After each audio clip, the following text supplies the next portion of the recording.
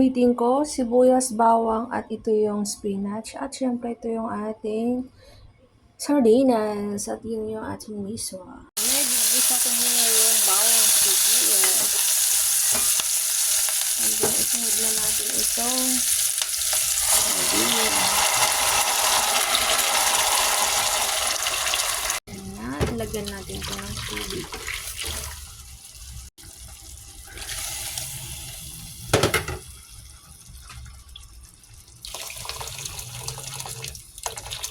Ng konting chicken seasoning powder and then black pepper para may dagdag lasa. So, pwede natin ilagay yung ating miswa.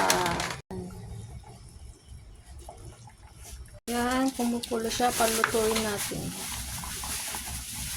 Ayan, lalagyan na natin yung ating gulay. Mabilis lang itong lulutuin, mga kamami. Ayan na. Luto na yung ating gulay. Mas maganda yung ating gulay, hindi siya overcook. Ayan.